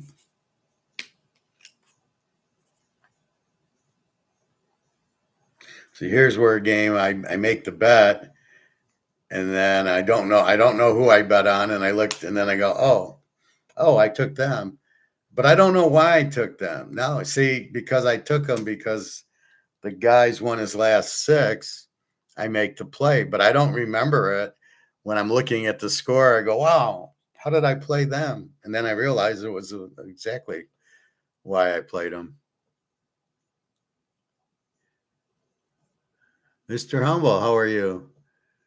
What did you like in the Major League today? Well, my free play is the Yankees, Steve Schittler going against the Cardinals. So that's the 3-unit play. I only played 5 games. There's really nothing going on. There's a very limited schedule on the Monday on the travel day. So, yes, yesterday we went 3 for 3, hitting the Eagles, Cincinnati, and Jack Lambert for Houston. So today it's just Steve Schittler on the Yankees. That's the only play. What's up? Well, I did talk about the defense contractors in the war, which is absolutely ridiculous. We did do college football, the A's and the Z's. the strategy is we want to bet on the good teams, especially the good defensive teams. Will shut down the other team, and the Z team. We want to go against them. So we're looking to spell it out. It's an art form, and it's basically Z teams. I'm looking at last year, but I think UMass will still suck, and some of the Z's might get better. Like UCLA should get better with the James Madison coach. So we're talking about that. Some good games in WNBA today. Aces versus the Dream. I'm not really into the WNBA.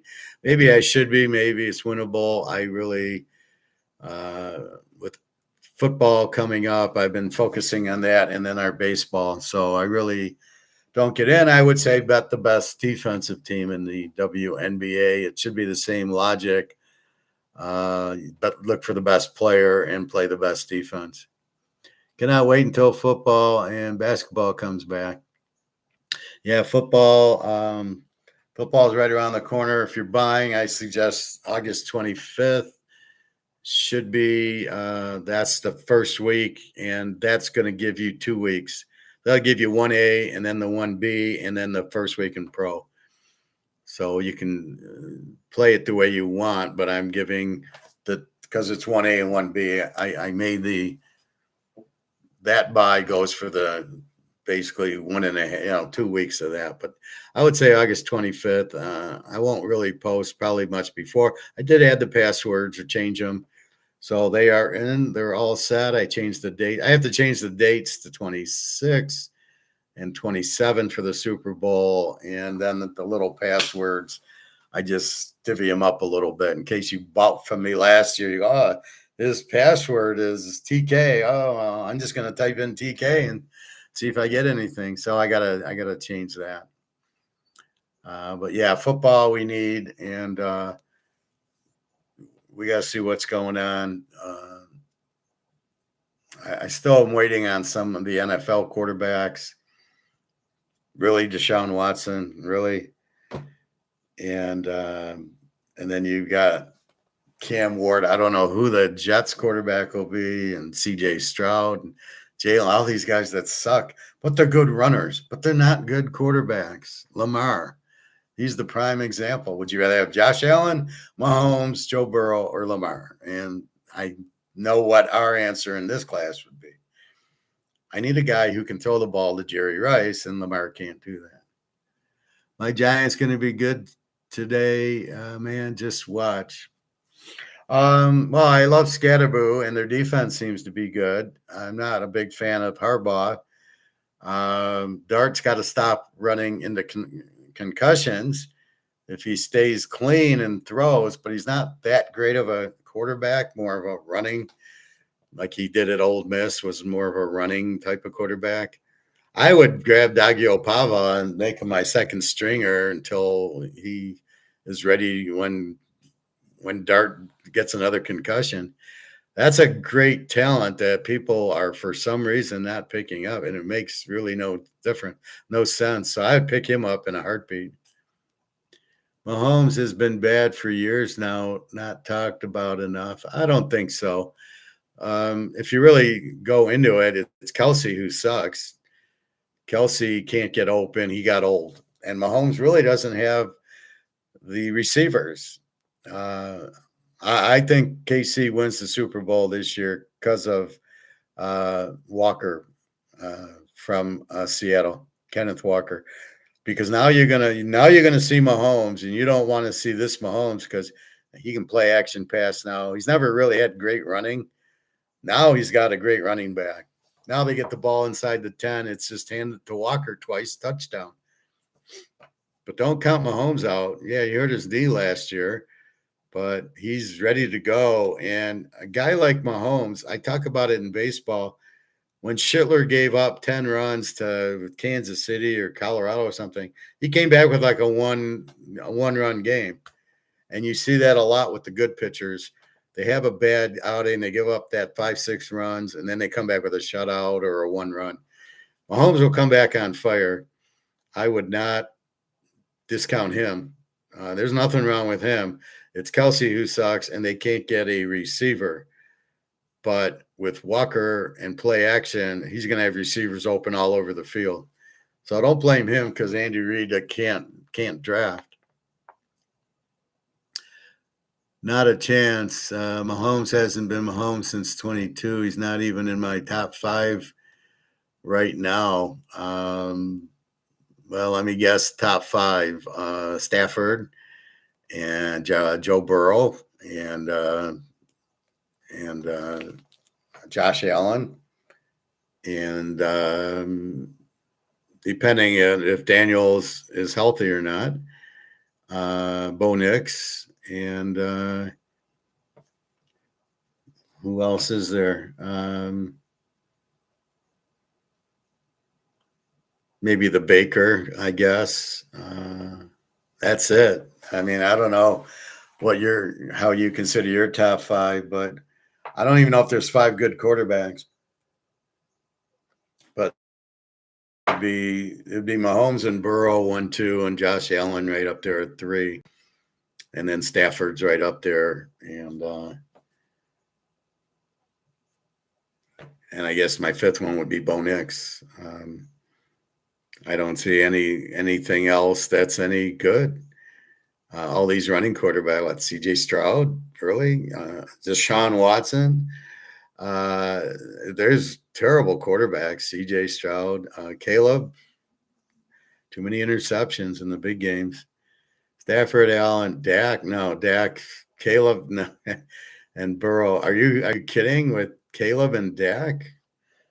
Dak throws so many interceptions. It's crazy. And Caleb, look at the Rams game. He threw 3 picks, including the one in overtime that cost him the game. That's what I look at. You look at him running around making a miracle high school play, and I look at that as bad. I do look at the interception he threw in overtime and say, no, he's not better than Mahomes. That's ridiculous. And Dak, too many interceptions. He's got good receivers in Lamb and that, but he's still not. What's he won? Nothing. So I don't buy Dak over Mahomes. Mahomes is winning Super Bowls. Dak isn't even winning that. So that's where we're going to difference. Ed Dak is Mr. Consistent. How come they don't win?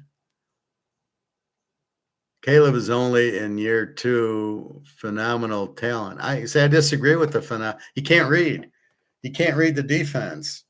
That interception he threw in overtime was a joke. The only guy that didn't have a chance to catch it was his receiver. If you watch it, the defense, the cornerback was running the route for the receiver, and he threw it to the cornerback right in stride. That's the problem with Caleb. He throws too many intercepts, too many turnovers. Yeah, he had a great throw on that. I'm going to run the Chinese fire drill play at the end of the game. Yes, that was great, but he's not consistent and he doesn't do it enough. And if they didn't have a running game, you saw what happened to him the first year. He sucked. So it's Ben Johnson, but I'm not a Caleb guy. Now, if Caleb gets rid of the interceptions, maybe, but not there. Dak's just, they're an 8-8 team or an 8-9 team now. So I'm not a Dak. Way too many turnovers. John C. Wow, top 5 TK. Nice. Is this your friend? I don't know. I've never heard of him before. Mr. Humble. First time in class. I forgot about Drake May.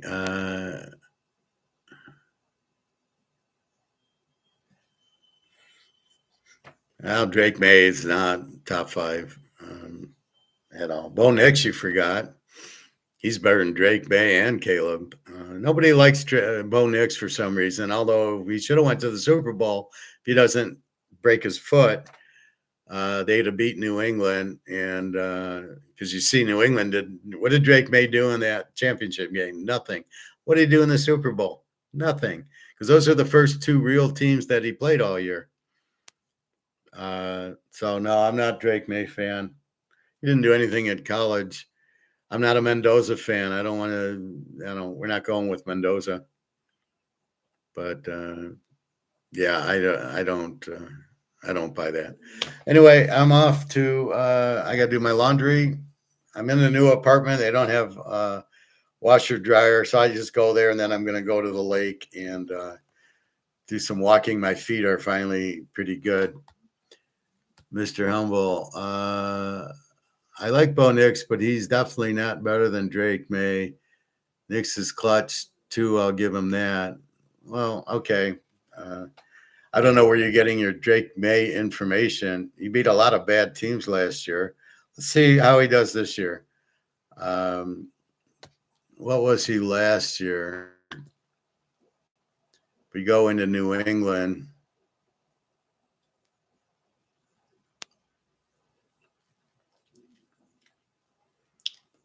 I'll get his stats just a second.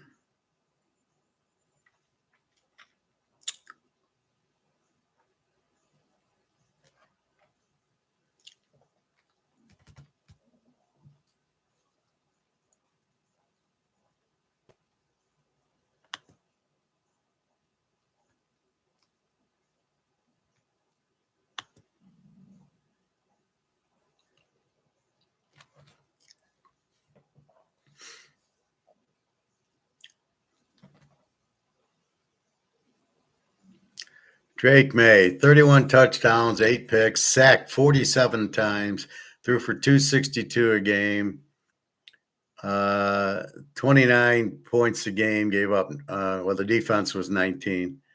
So 31, but let's look at Stafford, 46. Jared Goff, he stinks. I'm not even going to go there. Dak had 30 touchdowns.